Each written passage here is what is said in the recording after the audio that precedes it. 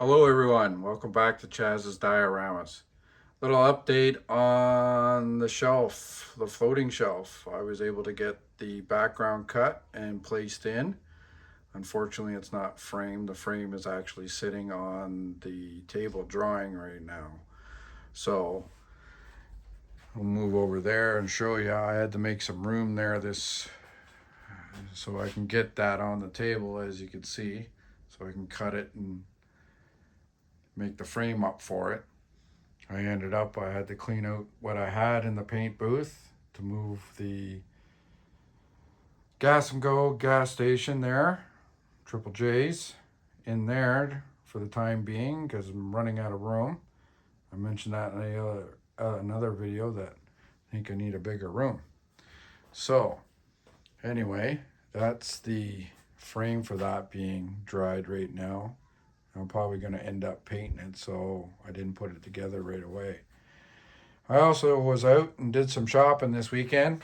I went to the hobby house here in Ottawa. Great group of people. Roger and the gang. That if you're in Ottawa, you live in Ottawa. Definitely a good place to go. I mean, he's got more than just models. He's got military. He's got trains. He's puzzles and things for kids. So it's a great place. I've been shopping there for years. All right. So I ended up picking up these four kits off them. The Firebird, I picked it up just for the fact that I don't have one. Captain Hook there, I'm more interested in just the wrecker body. I got ideas for it, plans. The cabin chassis, not so much. I think the cabin chassis I'll put on my eBay page and just sell it off, make a little few bucks back. The Lincoln, well, I got some ideas for the Lincoln to go through the gas and go. It's a Pro Street. I got another Pro Street. I'll probably follow them. Plus, it was also reduced by $20. I just couldn't resist. So, the Dodge van I picked up for the electrician that finally showed up. The turtle wax, I mean, those decals I can use somewhere else. Some of the customizing stuff I can use somewhere else. So, because this van will probably be just a basic electrician's van, nothing fancy, dirtied up. So, always nice to have extra parts sometimes when they come in, you're not using them. I also had some tools come in this week that I'll show you. So, and plus the electrician, like I said, he finally showed up.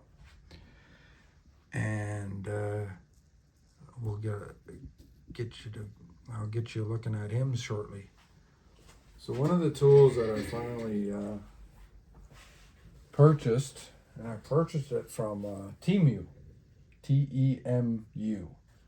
Now I've done quite a bit of little shopping on Temu, but this really interested me. They call it a hacksaw handle. So that's it there, and it comes with 5 different blades on it, like that. I actually bought 2 of these so I wouldn't have to switch back and forth. Now, what I like about it is the blades are pretty firm, and that handle's pretty strong too. Now, I'll show you why, because in the past I was using this style of a blade. The problem with this blade was it was too flimsy. No matter what I did, what I tried to cut, I have some other blades there too that I was using. I just wasn't getting a straight cut. It would twist, it would turn, it wouldn't cut great for me. I was having a lot of issues and I wasn't pleased with it. So I'm glad I found these other ones. I haven't had the opportunity to use it. I hope to soon. Find a spot for that. So it was actually pretty funny. I showed that to a coworker and he called it a toothbrush saw. I can see that being a toothbrush. I mean, it would definitely not only clean your teeth, but probably take your teeth right out. So it's a good little nickname for it, I guess. Now, I also picked up another paint stand. This one actually swivels. I do have a lot of my alligator clips already cut down. I got some more with this base that I can probably cut. It just works better in the paint booth. Normally they come about this size. I'm probably utilize some of those just as I'm painting my little props or any little parts, and they're just drying on the bench. So other than that, I do have another one I purchased a couple of weeks ago. This one I was kind of impressed. I never had one. I saw it and I grabbed it. They're fairly strong magnets, so that's also good for painting all my little parts, my little props. Got a couple coffee cups there. The only thing I probably will look into doing, because all the spares are in there, is I'm thinking I might mount that to one of my shelves, so it's on my pegboard. It's right there, easily utilized, and then I don't have to worry about, because when you do pull it off, I mean, you have to hold it. So I was thinking, if I mount it to one of my shelves and put it on my pegboard, I shouldn't have a problem just dropping it or picking it up again. So that's my idea. And then that's one less thing on the bench. So the other one was a figure holder. So when you're painting your figure, you can hold it like this instead of trying to hold it with your hand and getting paint all over your fingers.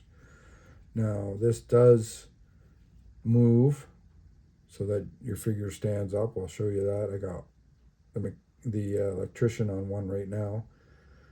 I guess the whole idea is, when I read up on it, is you can use a toothpick and drill it in the bottom of your figure's foot, stick the other end of the toothpick in there, tighten it up, and it holds it, right? And then you can spin him back, and he's in his little confinement. And you can put him in there and let him dry. So in saying that, we have the electrician that I haven't put a name to yet. So if you think of a name for him, throw it in the comments. I'd appreciate it. I'm not too sure. He showed up. He looks like a little like a zombie. I don't know. I'll clean him up a bit. Make him look more like an electrician. Maybe the look on his face is just from him traveling the distance from China. Who knows? But that's him there. I'll clean him up and make him look a little bit better. And as I said, there's that holder. So you can hold it like that. Paint away, not worry. I have them on a tack strip that I use. The tack strips I get from the dollar store. So, I mean, he's not going anywhere. That stuff, I mean, for the dollar and how many you get, I can't go wrong with that deal. So, I did pull out one of my little toolboxes here that I made for another diorama. And I know I have another one kicking around. I may utilize that and see if I can heat up his arms and his fingers there and maybe make it look like he's holding it a little better than what it is. So I just put him up there. So right now, that's about it.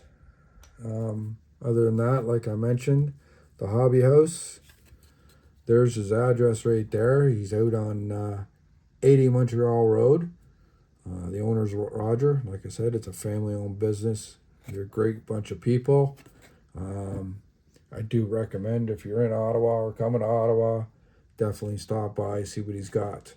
All right.